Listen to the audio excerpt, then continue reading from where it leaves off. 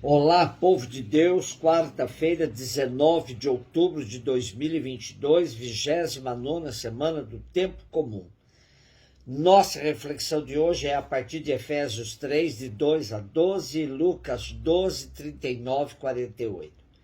Irmãos, se ao menos soubesseis da graça que Deus me concedeu para realizar o seu plano a vosso respeito, como por revelação tive conhecimento do mistério, tal como o esbocei rapidamente.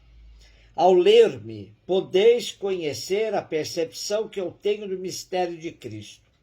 Este mistério Deus não o fez conhecer aos homens das gerações passadas, mas acaba de o revelar agora pelo Espírito aos seus santos apóstolos e profetas.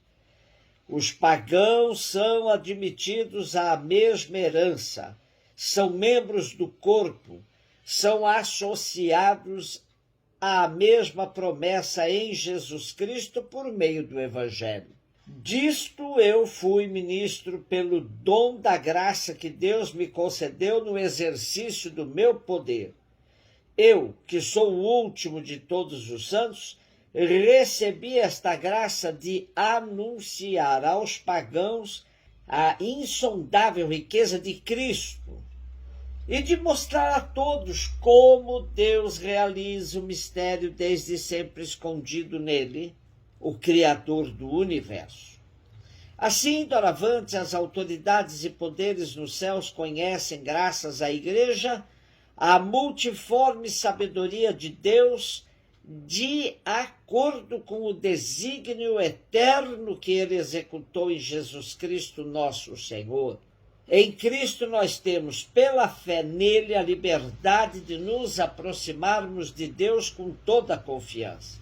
O mistério é o centro do anúncio de Paulo e está inseparavelmente ligado à sua vocação de missionário entre os pagãos.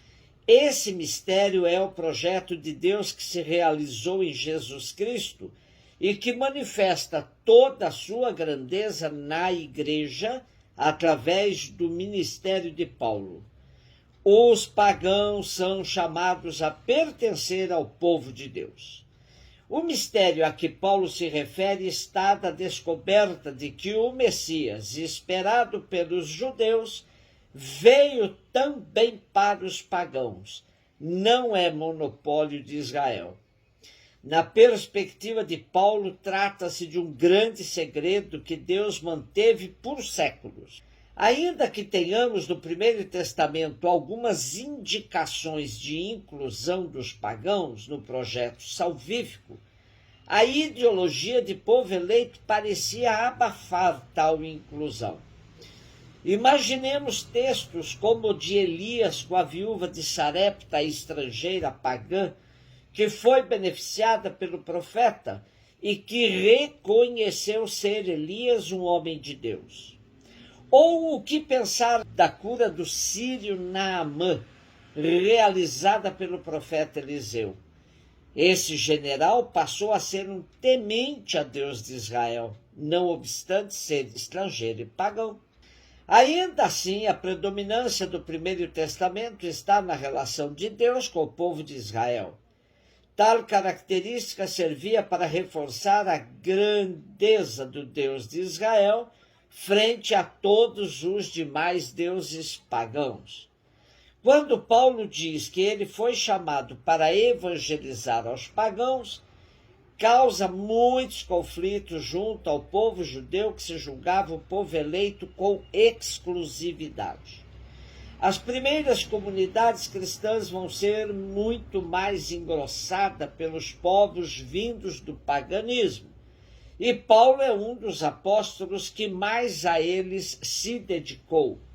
Aqui está a raiz de inúmeros conflitos entre os primeiros, pois os cristãos convertidos que vinham do judaísmo sempre quiseram impor aos pagãos os seus velhos costumes, como que a dizer, os pagãos serão aceitos no nosso meio se antes se tornarem judeus.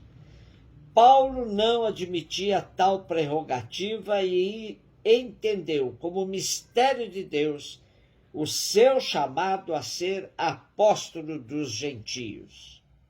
Lucas 12, 39, 48. Disse Jesus aos seus discípulos: ficai certos, se o dono da casa soubesse a hora em que o ladrão iria chegar, não deixaria que arrombasse a sua casa.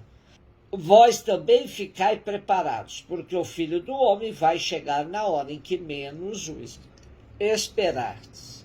Então Pedro disse: Senhor, tu contas esta parábola para nós ou para todos? E o Senhor respondeu: quem é o administrador fiel e prudente que o Senhor vai colocar à frente do pessoal de sua casa para dar comida a todos na hora certa? Feliz o empregado que o patrão, ao chegar, encontrar agindo assim. Em verdade vos digo, o Senhor lhe confiará a administração de todos os seus bens. Porém, se aquele empregado pensar: meu patrão está demorando, e começar a espancar os criados e as criadas, e a comer, a beber, a embriagar-se, o senhor daquele empregado chegará num dia inesperado e numa hora imprevista, ele o partirá ao meio e o fará participar do destino dos infiéis. Aquele empregado que, conhecendo a vontade do Senhor, nada preparou, nem agiu conforme a sua vontade, será chicoteado muitas vezes. Porém, o empregado que não conhecia essa vontade e fez coisas que merecem castigo, será chicoteado poucas vezes. A quem muito foi dado, muito será pedido. A quem muito foi confiado, muito mais será exigido. A pergunta de Pedro: Senhor, tu contas esta parábola para nós ou para todos, dá uma conotação de conselho de Jesus direto aos dirigentes das comunidades. A responsabilidade deles é maior, pois conheciam bem a vontade do Senhor, frente aos demais que não a conheciam. As duas parábolas, a do assaltante que chega à noite de forma inesperada e a do patrão que demora a chegar, têm uma constante em comum: a questão do tempo. Os primeiros cristãos já estavam vivendo um momento de cansaço e desalento, com a demora da volta do Senhor. Os primeiros cristãos estavam nessa situação. Todas as pregações apontavam para a volta iminente de Jesus. Porém, o tempo ia passando e isso não acontecia. Devido a isso, havia muita gente relaxando nos seus costumes, na sua conduta. Daí a pertinência das parábolas que chamam a atenção para a vigilância constante. O tempo é o campo de prova para a fé, e manter viva a esperança é condição para que não sucumbamos. E para manter viva a esperança é fundamental a prática do amor ao próximo. Por isso, se por pensar que a volta de Cristo está demorando, nos relaxamos na prática das virtudes próprias do cristão, corremos o risco de sermos surpreendidos.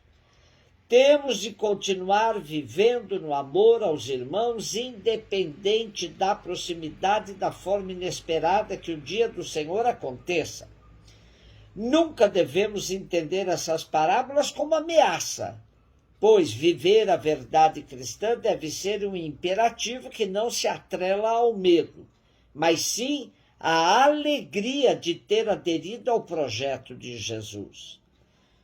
Quem venha como assaltante, que obviamente não avisa o momento do assalto, ou que demore muito para vir, o dia do Senhor deverá ser aguardado pelos cristãos com alegria da convicção de que estamos vivendo autenticamente os ensinamentos de Cristo.